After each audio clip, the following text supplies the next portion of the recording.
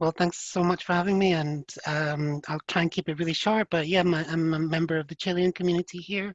My name's Ali Fernandez. I'm just put together this presentation really quickly. So really, I'm Chilean, but I'm Aymara. I'm part of a really small kind of ethnic minority in the north of Chile, and in an area that's getting mined right now. In fact, we've recently found out that Rio Tinto, which is one of the main kind of mining companies these days, together with BHP. These companies are mining in the valley that my family comes from. So actually, that whole valley is under threat of having toxic waters, so it will make it unlivable if that goes ahead. So anyway, yeah. So try and move forward. There we go. So basically, I'm going to do like a really quick 20,000 year history, which is that for 20,000 years, we were a sustainable community. We were farming. We learned to farm the potato and the coca as well, things that are very popular here. Also, tomato, corn, alfalfa, a lot of different things. It was basically an agricultural society. For 50 years, then we were conquered by the Inca, which took the kind of work that we did then, which was a very reciprocal economy of different festivals that were that different kind of groups would work on. So the fishermen would also contribute to the what the people who farmed right at the top of the mountain would do. So we had this very kind of long-lasting type of system, which the Inca turned into when the Inca invaded us for 50 years. They created another kind of work, which is called mita, which was the work for the Inca, and the Spanish very soon just took this and put a Spanish leader in front of that, and the same system kind of pretty much continued after that. So they turned our type of work, which was normally communal, into a coercive type of work, which was full of hardship and increasingly a lot of commercial investment from the actual people who were doing the work. So independence of Chile came around the 18th century. This kind of changed this kind of very coercive system, which is based on slavery and on forcing Indios or indigenous people to work in the mines, which then were copper and silver. This kind of became a much more efficient system for extracting basically everything from us, which was when the British Empire became more influential around the world. We started kind of as a Chilean, as a new country, we started to need investors from other countries. So they came in very quickly and bought up all the saltpeter mines and the copper as well, and gold as well was still produced and still produced now. So a lot of different things are always coming out of these mountains. They're always bringing a lot of things. For us, they were sacred things. For indigenous people, these were sacred things. They contain all the different parts of our relatives and people who came before us. They're something we're supposed to take care of and not be extracting from. So anyway, that this also made it very easy to do a colonial system whereby these kind of local governments were very easily bought to do whatever was pretty much the willing of these large landowners, which became pretty soon large mining companies.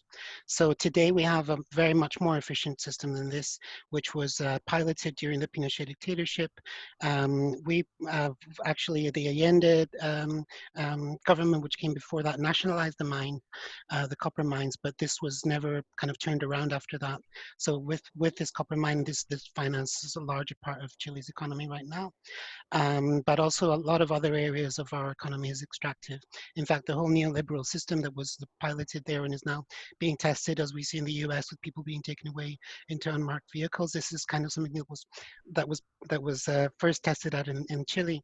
So this pervades all aspects of life now. It's not just the mines, although we're one of the most mined places on earth. This is something that pervades everything, and this is why we started protesting in October 2019 last year. It was also to do with protests in mines. In the local area where my family is from, this was an pro-water, anti-mining protest. But in other areas, in more city areas, this was something against pensions, which are privatized, health is privatized, education is privatized, everything is basically extractivist. And this is a system that was piloted there so that it can be used here. So stopping it at this point can be stopped by people stopping their savings, stopping everything from being involved in this kind of commerce. And this is why we would ask people to understand these connections that were created so long ago in this colonial system and were never taken away. So in a lot of cases, these conflicts have been going on for a very long time. This is a website here that shows there's about 50 conflicts going on right now to do with usually to do with water access or water being as a result of mining, water systems get compromised.